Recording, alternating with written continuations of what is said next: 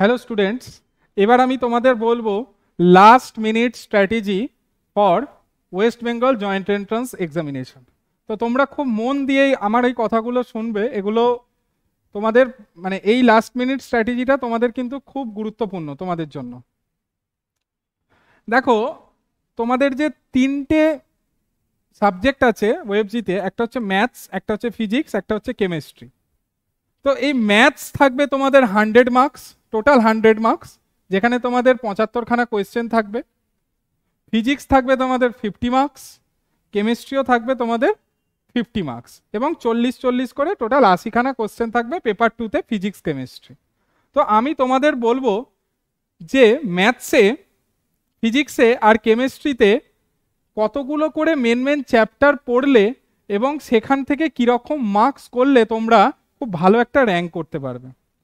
তো ম্যাথসের তোমাদের 10খানা চ্যাপ্টার আছে যেগুলো নিয়ার অ্যাবাউট 80 মার্কস ক্যারি করবে। ওকে, সুতরাং এই 10টা চ্যাপ্টার যদি তোমরা খুব ভালো করে পড়তে পারো এবং খুব ভালো করে প্রত্যেকটা প্রবলেম তোমরা যদি সলভ করতে পারো, তাহলে তোমাদের 100তে 80 মার্কস তোলা কিন্তু খুবই ইজি।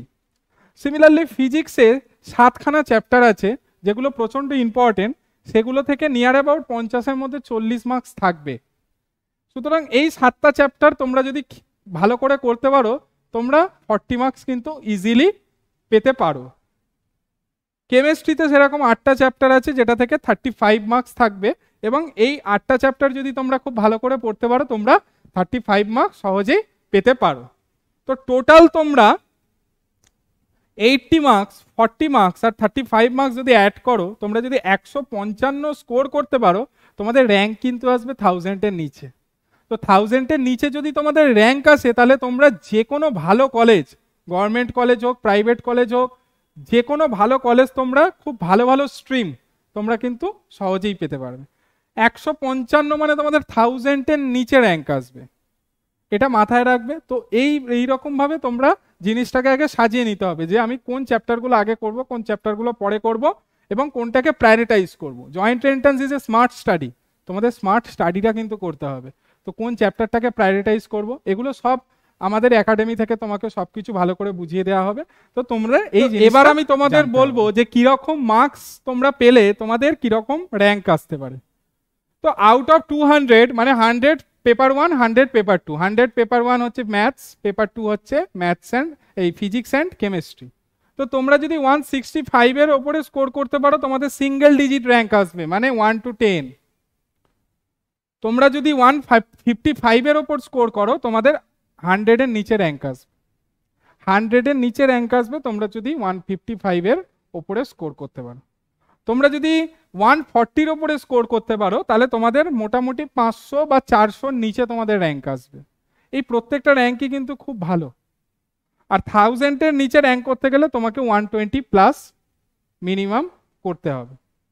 তো আমি তোমাদের এগুলো একটা জাস্ট গাইডলাইন দিলাম, প্লাস মাইনাস কিছু হতেই পারে, কিন্তু এই রকম তোমরা, আমি তো বলবো তোমাদের এইটা টার্গেট রাখা উচিত, 165 টার্গেট রাখা উচিত। বোঝা গেল?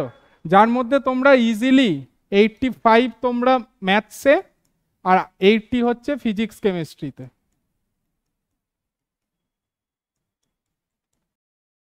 এটা তোমাদের টার্গেট রাখা উচিত। তো এই হচ্ছে মার্কসের সাথে র্যাঙ্কের একটা সম্পর্ক। তো এটা তোমরা দেখে নিও। এবার আমি তোমাদের বলবো WBJতে ম্যাথসের স্ট্র্যাটেজিটা তোমরা কিভাবে করবে। তো আমি তোমাদেরকে 3টে পার্টে ম্যাথসের সিলেবাসটাকে ভাগ করব, এবং লাস্ট 3 বছরে দেখাবো সেখানে কিরকম কোয়েশ্চেনের ডিস্ট্রিবিউশনটা হয়েছে আউট অফ 100। আমি ফার্স্ট যে পার্টটা, যেটা তোমাদের ক্যালকুলাস পার্ট, ক্যালকুলাসের মধ্যে কি থাকবে, limit, derivative, function, application of derivative, differential equation, ঠিক আছে, তোমাদের ট্যানজেন্ট নর্মালের যে কার্ভ। তো এইগুলো সব হচ্ছে ক্যালকুলাসের মধ্যে, ইন্টিগ্রেশন, ডিফারেন্সিয়েশন, এগুলো সব হচ্ছে তোমাদের ক্যালকুলাস। তো তোমরা যদি ক্যালকুলাসটা তোমাদের ফার্স্ট টার্গেট নিতে হবে, ক্যালকুলাস থেকে আমাদের যাই কোয়েশ্চেন থাকবে আমরা যেন পারি। তোমরা দেখো 2021-এ ক্যালকুলাস থেকে 51 মার্কস এসেছিল, 2022-এ ক্যালকুলাস থেকে 42 মার্কস, 2023-এ 47, মানে প্রায় 50% কিন্তু তোমরা ক্যালকুলাস থেকে পাবে। তো ক্যালকুলাসের যে প্রত্যেকটা চ্যাপ্টার, সেগুলো কিন্তু তোমাদের ফার্স্ট প্রায়োরিটি ওয়াইজ ভালো করে করতে হবে। এটা গেল ফার্স্ট। সেকেন্ড হচ্ছে তোমাদের জিওমেট্রি। জিওমেট্রির মধ্যে কোনিক সেকশন, স্ট্রেট লাইন, ঠিক আছে, তোমাদের 3D জিওমেট্রি, ভেক্টর, এগুলো হচ্ছে একটা পার্ট। হ্যাঁ, তো এই জিওমেট্রির মধ্যে তোমরা দেখো ক্যালকুলাসের থেকে একটু কম থাকবে, 24, 33, মানে 2021-এ এসছে 24, 2022-এ 33, 2023-এ 24। তো তোমরা ক্যালকুলাসের পরের নেক্সট প্রায়োরিটি জিনিস হচ্ছে জিওমেট্রি। এটাও তোমরা মানে প্রায় ফুল স্কোরই করতে পারবে তোমরা যদি কনসেপচুয়ালি ঠিকঠাকভাবে পড়তে পারো। আর লাস্ট হচ্ছে ম্যাট্রিক ডিটারমিনেন্টস। এটা পুরো প্র্যাকটিস, পুরো প্র্যাকটিস। ম্যাট্রিক ডিটারমিনেন্টস হচ্ছে প্র্যাকটিস। তোমরা যত প্র্যাকটিস করবে ম্যাট্রিক ডিটারমিনেন্টস থেকে তত ভালো স্কোর করবে। যেরকম তোমার ম্যাট্রিক্সের র্যাঙ্ক ডিটারমিনেন্টসের বিভিন্ন প্রপার্টি থেকে প্লাস মাইনাস করে অন্য প্রপার্টিতে মানে সেটাকে নিয়ে যাবে, এগুলো সবই হচ্ছে প্র্যাকটিস। তো তোমরা দেখো ম্যাট্রিক ডিটারমিনেন্টস থেকে 21-এ 9, 22-এ 9, 23-এ 7। তো তোমরা যদি তিনটে পার্ট ভালো করে করতে পারো, তোমাদের দেখো 84 মার্কস 2021-এ টোটাল, এই তিনটে পার্ট মিলিয়ে। 2022-এ 84, 2023-এ 78, মানে 80 অ্যাবাভ তোমরা কিন্তু স্কোর, মানে মার্কস কিন্তু এই তিনটে পার্টের ওপর বেস করে কিন্তু তোমরা করতে পারবো। আদার্স পার্টগুলো করলে তোমাদের 100% হবে। তো আমি তোমাদের প্রায়োরিটি সেট করার জন্য, মানে কোন চ্যাপ্টারটা বেশি প্রায়োরিটাইজ করবে সেটার জন্য এই জিনিসটা দেখালাম। আশা করি তোমাদের এটা প্রচন্ড হেল্প হবে। Thank you. জয়েন্ট এন্ট্রান্স কি হওয়া উচিত? এক্সাম শেষ, বোর্ড এক্সাম শেষ, বেশি দিন আর নেই। তো লাস্ট মিনিটে আমি কি চ্যাপ্টারগুলো পড়বো আর কি চ্যাপ্টারগুলো ছাড়বো, তো দেখো আমি একটা গাইড নিয়ে এসেছি, সেটা ফলো যদি করো তো অন এন অ্যাভারেজ তোমরা 40 মার্কের প্রিপেয়ার করে যাচ্ছ। 40 মার্কের যদি প্রিপেয়ার করে যাও তাহলে 35 নম্বর ভালো করে তোলা যাবে, যদি ভালো করে প্রিপেয়ার করে যাও। ভালো করে যদি 40 নম্বরে প্রিপেয়ার করে যাও তাহলে 35 নম্বর আরামসে তোলা যাবে। যদি 35 নম্বর ফিজিক্সে তুলতে পারো তাহলে একটা ভালো র্যাঙ্ক এক্সপেক্ট করতে পারো। ম্যাথের স্ট্র্যাটেজি দেখলে এরপর কেমিস্ট্রি স্ট্র্যাটেজি দেখবে, তো এই স্ট্র্যাটেজিগুলো যদি ফলো করো তাহলে একটা ভালো র্যাঙ্ক এক্সপেক্ট করা যায়। কিন্তু হ্যাঁ, এই যে চ্যাপ্টারগুলো বলা হচ্ছে এই চ্যাপ্টারগুলো খুব ভালোভাবে পড়তে হবে। 11 থেকে কি কি চ্যাপ্টারগুলো? Mechanics, motion in 1D, motion in plane, work energy power, laws of motion পড়ার দরকার নেই। রোটেশনাল ফর্মুলা, রোটেশনাল মেকানিক্সে শুধু ফর্মুলাগুলো পড়ে যাবে, সিস্টেম অফ পার্টিকেলসে শুধু ফর্মুলা আর থিওরেমগুলো ভালো করে পড়ে যাবে, ও ফর্মুলাগুলো দিয়েই কোয়েশ্চেনগুলো হয়ে যাবে। থার্মোডাইনামিক্স ভালো করে পড়ে যাবে। 12 থেকে দেখো ইলেকট্রোম্যাগনেটিজম আর AC, electrostatics, easy electrostatics, current electricity, আর মডার্ন ফিজিক্স। মডার্ন ফিজিক্সে যেরকম সেমিকন্ডাক্টর, পিএন জাংশন, এগুলো ভালো করে যদি পড়ে যাও তাহলে অন এন অ্যাভারেজ দেখো প্রত্যেক বছর অন এন অ্যাভারেজ তোমার 40 নম্বর এখান থেকে চলে আসছে। রে অপটিক্স, ওয়েভ অপটিক্স বলছি না, অনেক বড়, যদি ভালো করে পড়া থাকে তাহলে এটার পর এগুলো পড়ার পর যদি টাইম থাকে তাহলে পড়ে নেবে, আর নয়তো এগুলোই ভালো করে প্রিপেয়ার করো।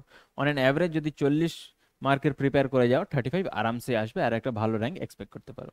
আচ্ছা, এইবার আসি ওয়েবজির লাস্ট মিনিট তোমাদের স্ট্র্যাটেজি কেমন হবে কেমিস্ট্রির জন্য। তাহলে প্রথমেই দেখতে পাচ্ছি, দেখো তোমরা এই যে ফিজিক্যাল কেমিস্ট্রির মোটামুটি যদি তোমরা বিগত কয়েক সালের অ্যানালাইসিস করো তাহলে 2021 সালে দেখবে 26, 2022 সালে 24, 2023 সালে 24 মার্কস এরকম এসছে। আর আমি এখানে রেখেছি জেনারেল অর্গানিক কেমিস্ট্রি, বাদবাকি অর্গানিকের সমস্ত কিছু ছেড়ে দাও, জেনারেল অর্গানিক কেমিস্ট্রি পড়লেই ওখান থেকে মোটামুটি 5, 6, 5 এরকম মার্কস তোমাদের চলে আসবে। আমি শুধু এইটুকুনি পার্ট রেখেছি কারণ তোমাদের অনেকেরই প্রবলেম হয়, অর্গানিকে অনেক সমস্যা হয়, এইটা মনে রাখতে পারছি না, ওইটা মনে রাখতে পারছি না, ওই জন্য শুধু জিওসিটা রেখেছি। এবার তোমরা চাইলে শুধুমাত্র নেম রিয়াকশানগুলো কিছু কিছু মনে রাখতে পারো, আর অ্যালডিহাইড, কিটোন, এইসব জাতীয় কিছু নিয়ম রিয়াকশান তোমরা মনে রাখবে। আর ইনঅর্গানিকের ক্ষেত্রে ডি ব্লক আর কোঅর্ডিনেশন কম্পাউন্ড এই দুটো করে গেলেই হবে।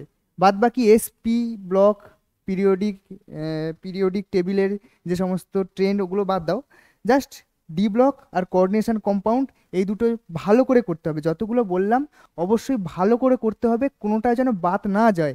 তোমরা যতটুকু পড়বে, যতটুকু করবে সেগুলো যেন টোটাল ভালোভাবে তোমাদের প্র্যাকটিস থাকে, তোমরা যেন ভালোভাবে অ্যাটেন্ড করে আসতে পারো, সেইটুকুনি খেয়াল রাখবে।